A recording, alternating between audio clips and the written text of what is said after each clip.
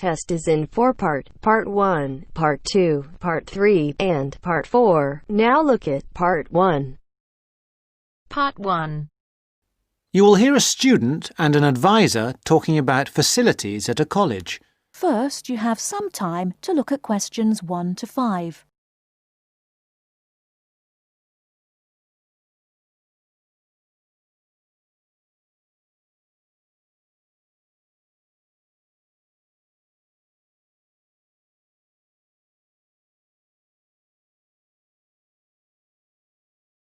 Now we shall begin. You should answer the questions as you listen, because you will not hear the recording a second time. Listen carefully and answer questions 1 to 5. Hi, I wonder if you could help me. I'm starting a course at Glenfield in a few weeks. I was just a bit worried about what facilities there will be and what I'll have to do. I'm especially interested in health and welfare stuff. Certainly. We normally send out a copy of our leaflet, Staying Healthy at Glenfield. I'm not sure why you haven't had it. Well, could you answer a few questions for me? Firstly, I'm wondering about how I get a doctor when I arrive. Well, you can register with the University Health Centre on North Campus. And do I have to pay for that? Not to register, but if you have to get medicines, there's a prescription charge of £6.50. Okay. Well, I'm not planning to get ill. That's only going to arise if I have any problems. So, should I just go along when I arrive?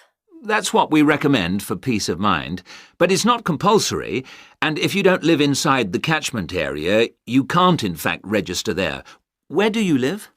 Well, at the moment I'm staying at the Backpackers Hostel in Hill Street, but I will be moving from there shortly, somewhere nearer. Well, there's a map at the centre which shows you the area that the university practice can accept people from. It's what we call the yellow zone. If you live outside that area, you have to find another medical centre to register with. It sounds like I'll only qualify after I move. I think you might be right. Then, in addition to the health centre, there's a free counselling service for all students situated on the North Campus. You don't have to register. They also have drop-in sessions.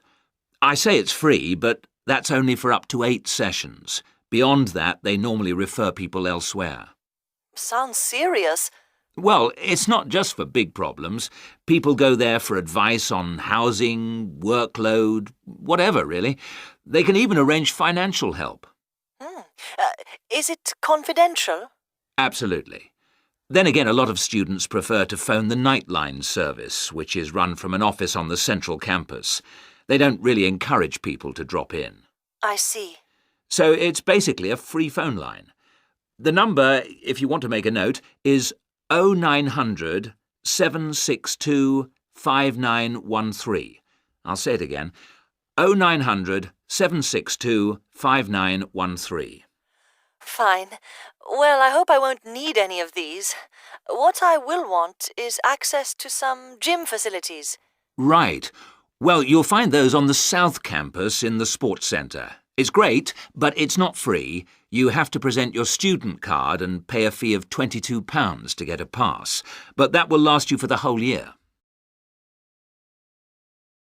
Before you hear the rest of the conversation, you have some time to look at questions 6 to 10.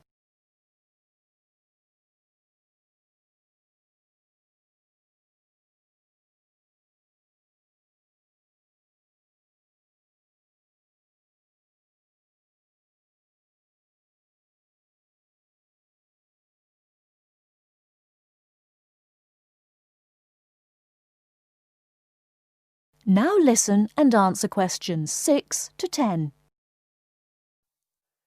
Is this information on the website? I'm afraid not. I can send you some leaflets or even resend the whole information pack if you give me your details. Could you send the whole information pack, please? Yes, that's fine. I'll have to take down some details. Could you tell me your full name? Sonia Orr. S-O-N-Y... No, I'll spell it. S-O-N-I-A Then or is O-R-R.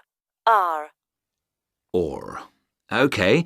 And you said you were on Hills Road? Yes, but don't send it there as I'm about to move. I'll give you my new address, which is 22 Winter Gardens. That's Glenfield. And the postcode? Oh, yeah. That's GF23 9BQ. Fine. Now, we're doing a bit of data collection about who uses our services at the moment. Can I just ask a few more questions? Yes, that's fine. OK. If you're an international student, what country are you from? I'm from Switzerland. And how old are you? I'm 24. And finally, which course are you enrolled on? Right. Well, that's a bit complicated, since I'm hoping to switch to economics and history. But at the moment... I'm down to do economics and sociology. It's a joint degree. OK, I'll put that. Great. Well, I'll pop the information pack in the post, and you should get it soon. That is the end of part 1. You now have half a minute to check your answers.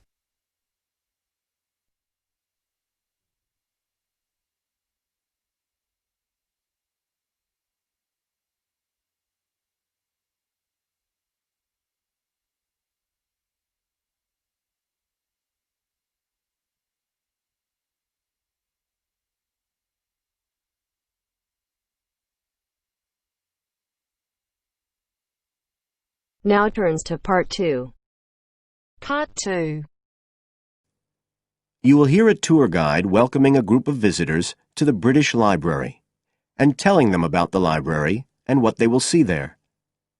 First, you have some time to look at questions 11 to 15.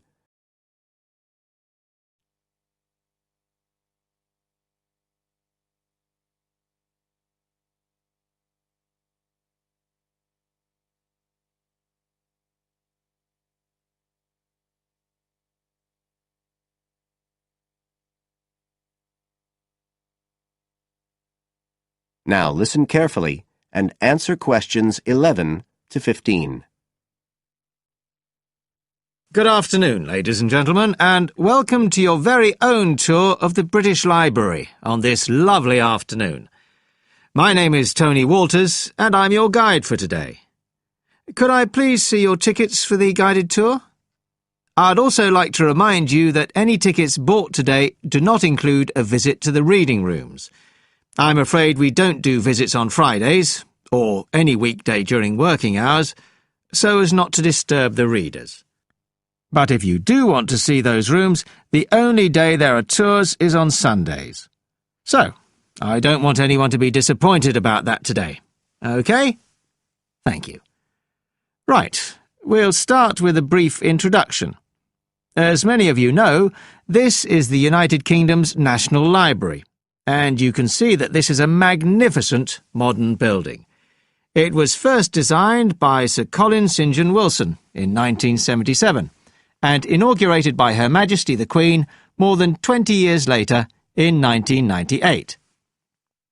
As you can see, the size is immense, and the basements alone have 300 kilometres of shelving, and that's enough to hold about 12 million books. The total floor space here is 100,000 square metres, and, as I'll show you, the library houses a huge range of facilities and exhibition spaces. And it has 1,000 staff members based here in the building. So, you can appreciate the scale of our operation. In fact, this was the biggest publicly funded building constructed in the United Kingdom last century. It is still funded by the government as a national institution, of course, and it houses one of the most important collections in the world. The different items come from every continent and span almost 3,000 years. The library isn't a public library, though. You can't just come in and join and borrow any of the books. Access to the collections is limited to those involved in carrying out research. So it's really a huge reference library for that purpose, and anyone who wants to consult any materials that are kept here can formally apply to use the library reading rooms. You now have some time to look at questions 16 to 20.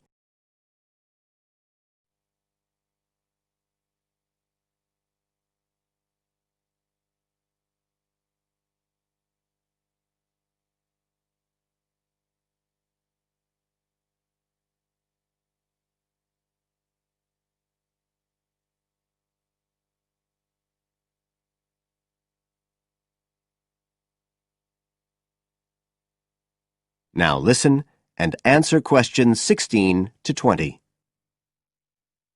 Right. Well, here we are, standing at the meeting point on the lower ground floor, just to the right of the main entrance. I've given you all a plan of the building so that we can orientate ourselves and get an idea of where we'll be going. Now, outside the main entrance, you'll see the wide piazza with the stunning sculpture of Newton. The sculptor was Paolozzi, but it's based on the famous image by William Blake, and it's definitely worth a closer look. On the other side of the piazza from the statue is the conference centre, which is used for all kinds of international conventions. We'll take a quick look inside at the end of our tour. Looking ahead of us now, you'll see that we're standing opposite the staircase down to the basement, where you'll find the cloakroom, and to the left of that, we have the information desk, where you can find out about any current exhibitions, the times of the tours, and anything you need to know, if you don't have a tour guide. As you can see, on this lower ground floor, we also have a bookshop. That's the area over to the left of the main entrance. You'll be free to browse there when we get back to the ground floor. Now, opposite the main entrance on this floor, we have the open stairs leading up to the upper ground floor. And at the top of them, in the middle of the upper ground floor, you can see a kind of glass-sided tower that rises all the way up through the ceiling and up to the first floor. This is called the King's Library. It's really the heart of the building. It was built to house the collection that was presented to the nation in 1823 by the King. You can see it from every floor above ground. When we go up there, you'll find the library's treasures gallery on the left. Can you find it on your plan? That's the exciting one. So we'll be visiting that first, but we'll also take a look at the stamp display situated behind it on the way to the cafe. A lot of people miss that. The cafeteria runs along the back of the floor, and in the right-hand corner you'll find the lifts and toilets. Always good to locate them. The other main area on that floor is the public access catalogue section, and I'll show you how that operates when we get up there.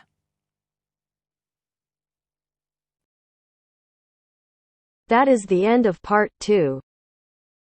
You now have half a minute to check your answers.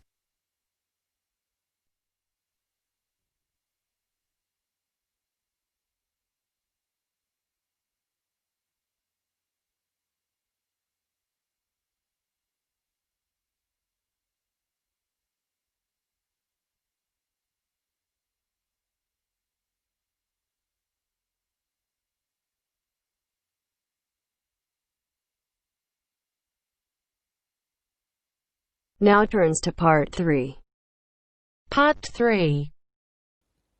You will hear two students discussing the subject of rock art. First, you have some time to look at questions 21 to 27.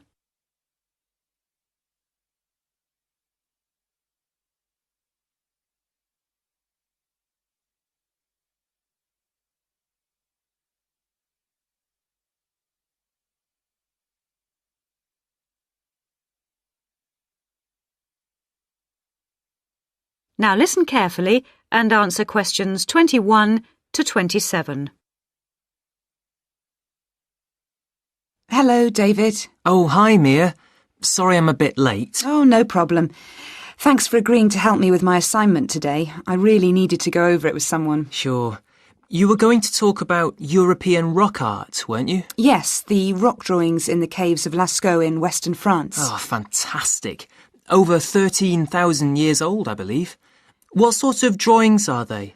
They're drawings of animals on the whole, but you can also find some human representations, as well as some signs. There are roughly 600 drawings at Lascaux. Really? Were they mostly pictures of bulls? Well, no, actually. The animal most depicted was the horse. Have a look at this graph. It shows the distribution of the different animals. You see, first the horse, and then, after that, a sort of prehistoric bull. Oh, OK. That's interesting, isn't it? And the third most commonly drawn creature was the stag. There were some other animals, but these are the main ones. What are the drawings like? I mean, what sort of style? Well, the bulls are depicted very figuratively. They're not very realistic. They're very big by comparison to the other drawings of people and signs. They appear to be almost three-dimensional in some cases, following the contours of the cave walls, but of course they're not. Amazing. Perhaps they felt these animals were the most impressive and needed to be represented like that. Yeah, maybe. The drawings of humans, by contrast, consist of just simple lines, like the stick figures my little sister draws. Perhaps humans were seen as less important. Perhaps. What about the signs? How did they draw them? There doesn't appear to be much evidence of signs, and those that have been found are usually made up of little points. Rather like Aboriginal art from Australia. Yes, something like that, but not as complex, of course. So, apart from the bulls and horses and stags, were there any other creatures depicted? In one or two chambers you do find pictures of fish, but they're quite rare. What sort of size is the cave? It must be quite large to have that many pictures. Well, it's actually a number of interlinking chambers, really. Here's a map showing where the different drawings can be found. Oh, good. Let's have a look at that. The first 20 metres inside the cave slope down very steeply to the first hall in the network. That's called the Great Hall of the Bulls. Here. OK. Then, off to the left, we have the Painted Gallery, which is about 30 metres long and is basically a continuation of this first hall. But further into the cave. Exactly. Then we find a second, lower gallery called the Lateral Passage. This opens off the aisle to the right of the Great Hall of the Bulls. It connects the next chamber with an area known as the Main Gallery. At the end of the Main Gallery is the Chamber of Felines. There are one or two other connecting chambers, but there's no evidence of man having been in these rooms. Before you hear the rest of the discussion, you have some time to look at questions 28 to 30.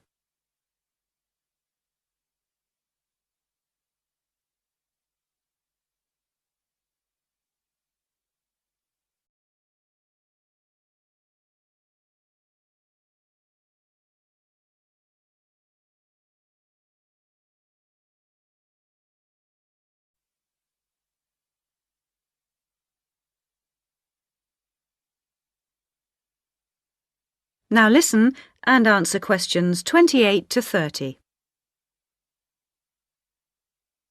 Is the cave open to the public today? Well, no, because after the initial discovery in 1940, it was opened and literally millions of people came through to see the drawings. Then, in the 50s, the experts started to worry about the damage being done to the drawings, and the government finally closed the Lascaux cave in 1963. Is that so? It wasn't really the tourists that were doing the harm, but the fact that after thousands of years the cave was suddenly open to the atmosphere, and so bacteria and fungi started to destroy the pictures. You need a special permit to enter the cave now, and very few people can get that, unless they're scientists or have some official status. It's a shame, but I can see that they had to do something to protect the cave. So that means you can no longer see this rock art? Well, not exactly. What they've done is recreate the drawings in a man-made cave, which you can visit. Oh, brilliant.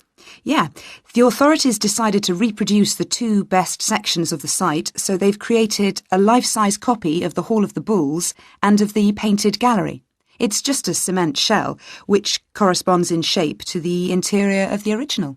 So now you can visit the caves without actually harming any of the 13,000-year-old paintings. Mm-hmm.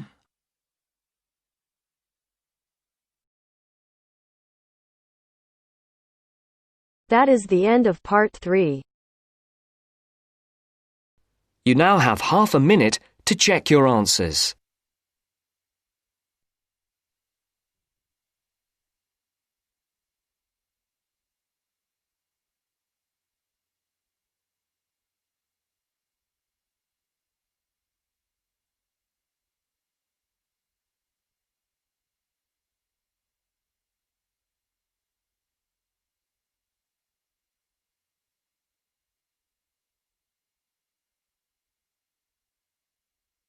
Now turns to part 4.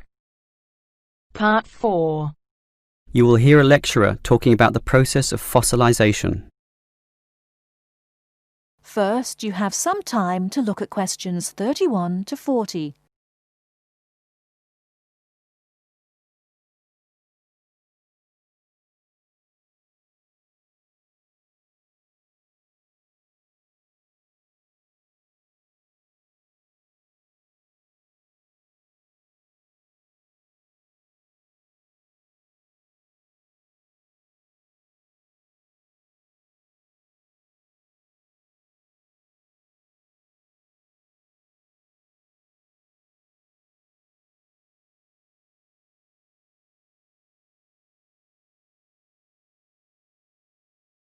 Now, listen carefully and answer questions 31 to 40.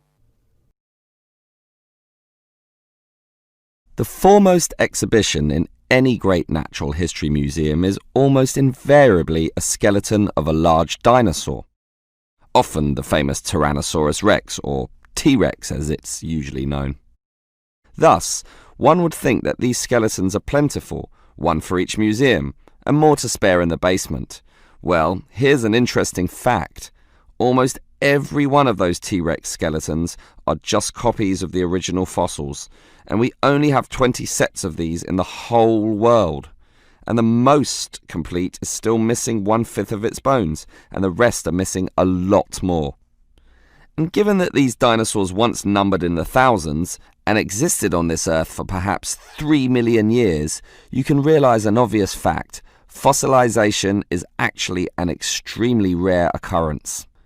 Fossilization can only occur when, after an animal dies, it is buried in soft mud or silt relatively quickly before the body completely rots or is torn to pieces by scavengers.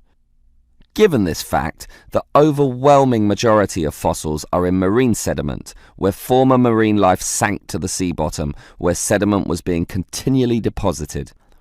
This means that we have a fairly good idea of the life in Earth's ancient oceans, but a much sketchier view of the land-based life forms. Fossilization on land needs water and mud, meaning that it is most often near ancient river sites and lakes.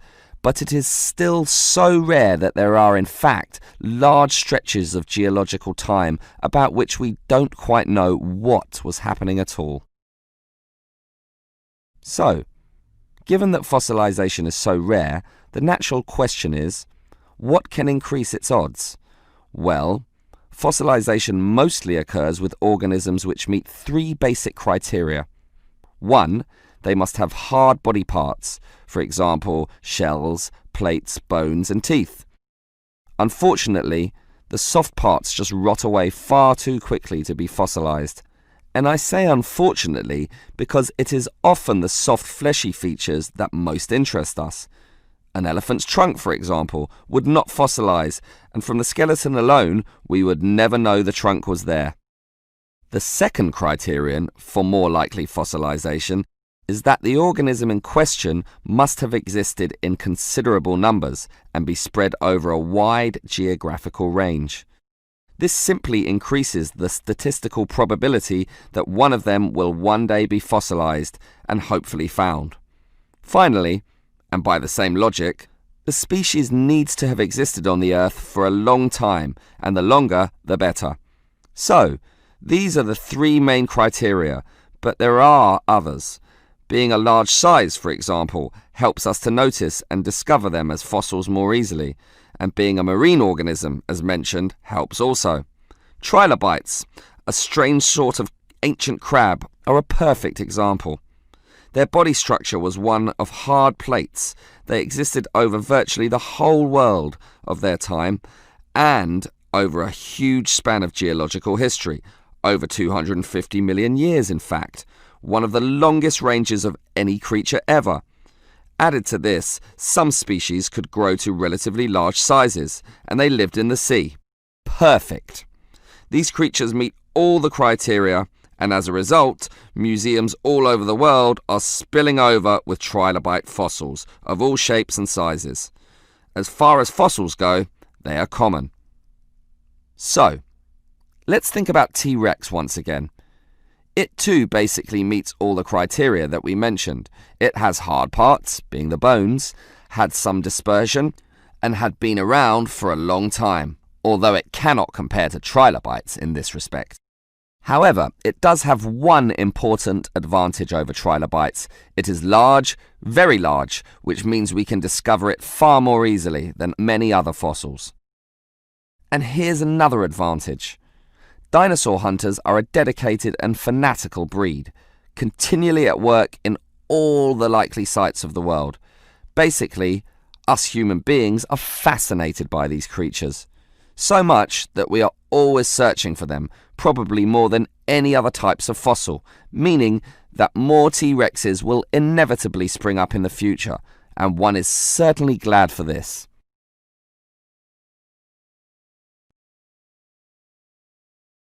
That is the end of part 1. You now have half a minute to check your answers.